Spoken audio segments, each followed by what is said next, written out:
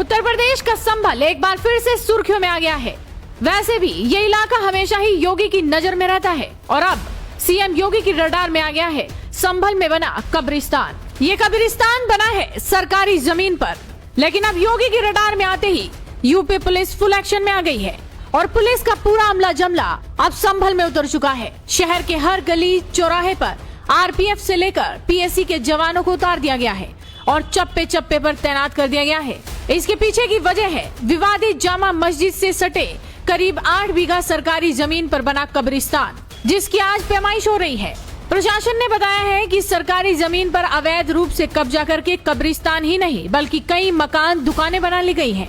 इसी को लेकर आज जमीन की वास्तविक स्थिति स्पष्ट करने के उद्देश्य से पैमाइश कराई जा रही है। आज जो पैमाइश की टीम होनी है, क्या कार्रवाई शुरू की गई है?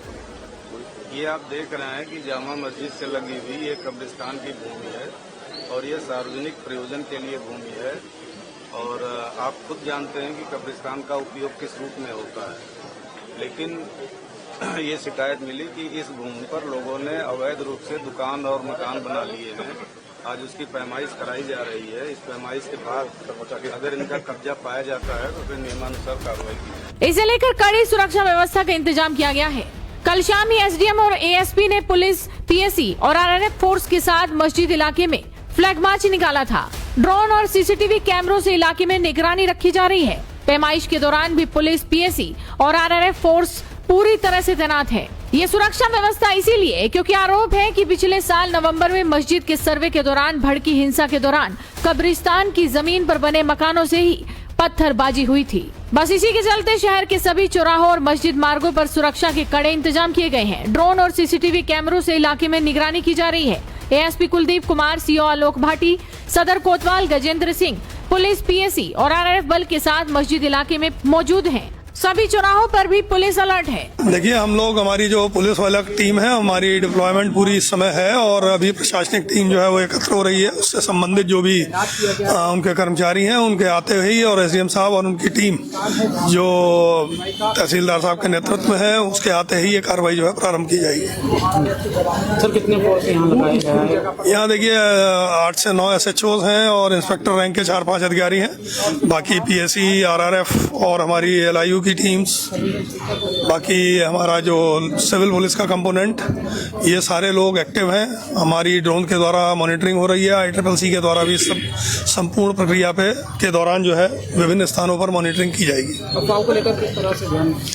वो टीम्स, हमारी सोशल मीडिया यूनिट की टीम्स भी एक्टिव हैं और बाकी हम लोग स्थानीय स्तर पर व्यक्तिगत संवाद भी स्थापित किए हुए हैं और उम्मीद है कि ये सारी प्रक्रिया जो है शांतिपूर्वक संपन्न हो जाएगी। अब देखिए, टीम्स जो है एकत्र हो रही हैं। संभवतः शीघ्र ही ये कार्रवाई जो है प्रारंभ हो जाएगी। पैमाइश शुरू होने से पहले ही एसीपी, एसडीएम और सीओ संभल आलोक भाटी ने टीम के साथ फ्लैग मार्च निकाला था। इससे पहले 27 दिसंबर को कोतवाली संभल में भी पैमाइश को लेकर शांति समिति की बैठक बुलाई गई थी। अवैध कब्जा करने का जिन पर आरोप है उन्हें भी बुलाकर अफसरों ने बातचीत की और शांति बनाए रखने की अपील की थी। दरअसल श्री कल्की सेना के राष्ट्रीय संयोजक और अधिवक्ता सुभाष चंद्र त्यागी ने 12 दिसंबर को जिलाधिकारी डॉक्टर राजेंद्र पेंसिया को शिकायत सौंपते हुए बताया था कि 1980 के दशक में ये भूमि खाली थी और टीले के रूप में मौजूद थी। आरोप है कि बीते 20 से 25 सालों के दौरान कब्रिस्तान की साराजी पर कब्जा कर मकान और दुकानें खड़ी कर दी गई। शिकायत में ये भी बताया गया कि 24 नवंबर 2024 को मस्जिद सर्वे के दौरान हुए उपद्रव के समय इन्हीं निर्माणों की छतों से पत्थरबाजी की गई थी। बस इसी के चलते पूरे संभल को छावनी में तब्दील कर दिया गया है। चप्पे चप्पे पर पुलिस बल तैनात है और पूरी तरह से अलर्ट है।